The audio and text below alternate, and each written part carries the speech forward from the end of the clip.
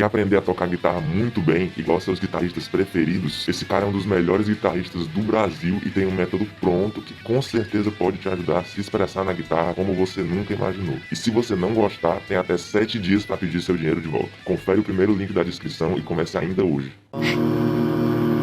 Sweet Child of Mine came up when Guns N' Roses was sitting in a house. The house was basically totaled. I don't know how long we'd been living there, but it was basically a shell, you know. And one afternoon, Izzy and I basically were the only ones that lived there at this point.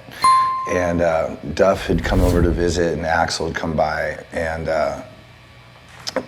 Izzy and Duff and I were sitting downstairs. And I was just playing my guitar, and Izzy had his guitar, and it was in the middle of the afternoon. And where the riff came from, I don't really remember, but I started playing this pattern. And I mean, it was one of those things that I was in the process of discovering as I came up with each note and sort of turned it into something that kept rotating, you know. And then along the way, Izzy started playing the chords that went along with it, behind it. And I guess Axl had overheard us playing it. He was upstairs, and unbeknownst to us, he'd started writing lyrics. And a couple days later, I guess it was, we were at rehearsal and doing sort of pre-production or whatever, and Axl goes, "Play that song you guys were playing the other day." And I was like, "What song? What are you talking about?" Anyway, so it turns out that, you know, that thing that you guys were doing downstairs. So that's really where it came from. And the song more or less wrote it.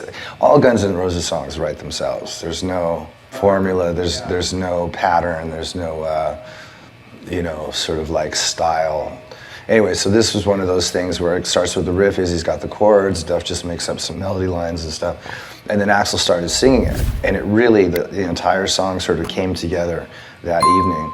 And then the sort of dramatic solo section, just, I think that was, you know, because the song to me was so, I always complain about it because it was so up-tempo, ballady kind of thing. Really rubbed me the wrong way. Even though I made up the riff, I didn't know it was going to turn into. And so I came in with the chord changes for the actual solo part, which for me was the only redeeming part of the song. You know? And right after that, we went into the studio, and we went in and recorded all the material that's the live bit that's on the Lies record. We also recorded some demos for Sweet Child of Mine and Jungle and whatever. And in that demo process, we got to the section where it says, "Where do we go now?" and all that. And I remember we had the breakdown, and then Spencer had mentioned to Axl, oh no, Axl's like, "Where do we go?" And that's how we turned it into. That really, the riff was like, the riff in the middle section were my main things. The actual chorus part, that was probably Izzy. You know, any of those 3 chords, simple 3 chord things, you know, is usually an Izzy thing. That's really the only 2 parts of the song before the solo section comes together.